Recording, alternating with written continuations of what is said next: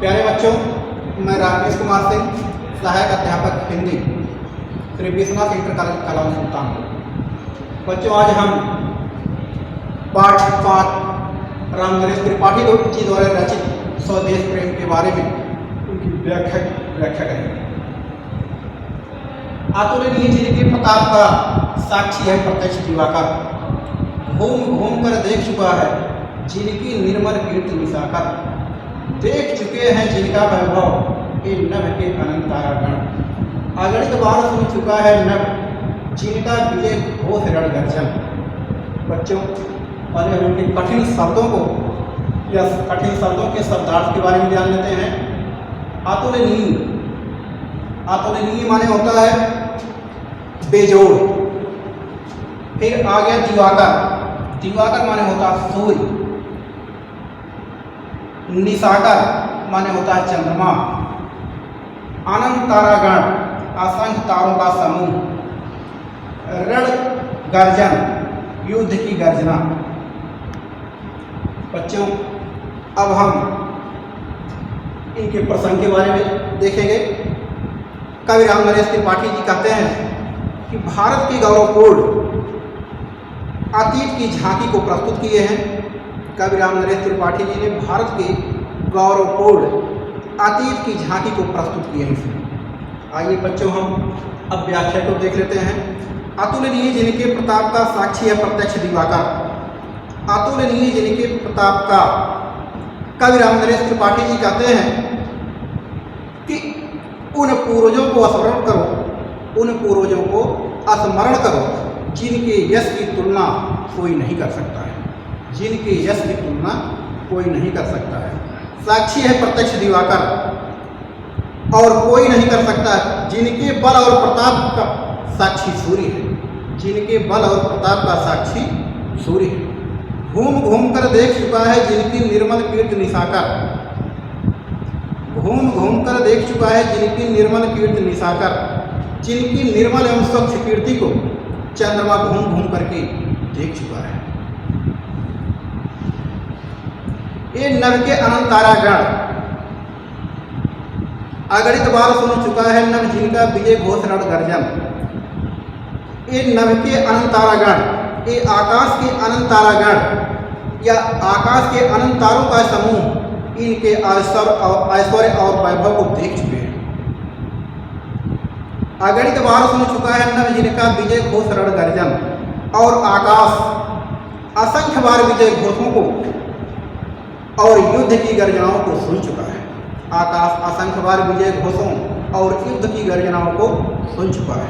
बच्चों, अब इनके काव्य सौंदर्य को हम एक बार देख लेते हैं। काव्य सौंदर्य में जैसे इनकी भाषा क्या है, रामनरेश त्रिपाठी जी की साहित्यिक खड़ी बोली है और रस, वीर रस है इसमें। अलंकार, रूपक और अनुप्रास अलंकार है।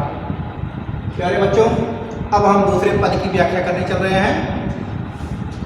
दूसरा पद है, शोभित है सर्वोच्च मुकुट से जिनके दिव्य देश का मस्तक, गूंज रही है सकल दिशाएं जिनके जय गीतों से अब तक, जिनकी महिमा का है अविरल साक्षी सत्य रूप हिमगिरिवर, उतरा करते थे विमान दल जिनके विस्तृत वक्ष स्थल पर। प्यारे बच्चों, पहले हम इनके कठिन शब्दों का अर्थ जान लेते हैं।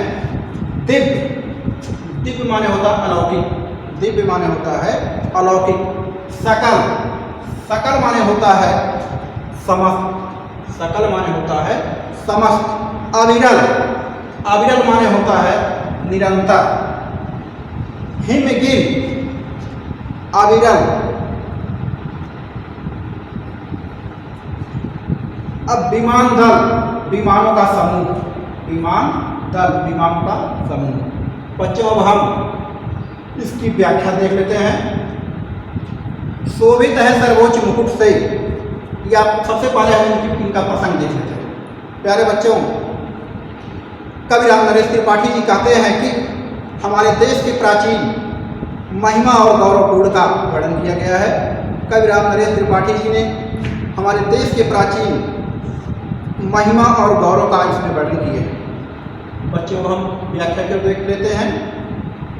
शोभित है सर्वोच्च मुकुट से जिनके जिव्य देश का मस्तक, कवि राम नरेश त्रिपाठी जी कहते हैं भारत एक प्राचीन दिव्य देश है।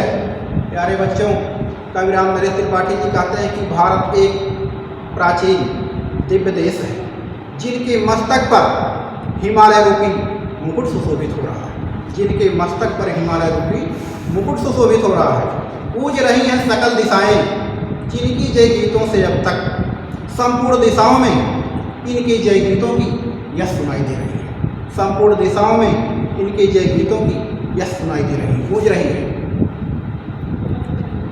जिनके जय गीतों से अब तक, जिनकी महिमा का अविरल और जिनकी महिमा का साक्षी हिमालय, वन, पेड़ और पौधे, साक्षी सत्य रूप हिमगिरिवर उतरा करते थे विमानतल जिसके विस्तृत वक्ष स्थल पर, और जिनकी महिमा का साक्षी हिमालय, वन, प्राण, पेड़ पौधे हैं, जिनके वक्ष स्थल गूंज रही हैं सकल दिशाएं जिनके जय गीतों से अब तक।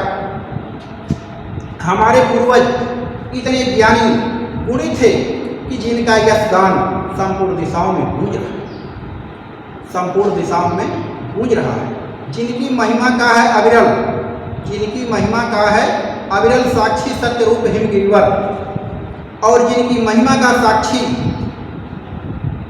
हिमालय, वन, प्रांत, पेड़ पौधे उतरा करते थे विमानतल जिसके विस्तृत वक्ष स्थल पर, जिसके वक्ष स्थल पर अन्य देशों के विमान उतरा करते थे। अर्थात भारत की कीर्ति को सुन करके दूर दूर से देशों से लोग आया करते थे। बच्चों, अब काव्य सौंदर्य के बारे में देख लेते हैं। इनके काव्य सौंदर्य में राम नरेश त्रिपाठी जी की भाषा है साहित्यिक खड़ी बोली, रस है वीर रस, अलंकार है रूपक और अनुप्रास अलंकार। शेष प्यारे बच्चों, अगले दिन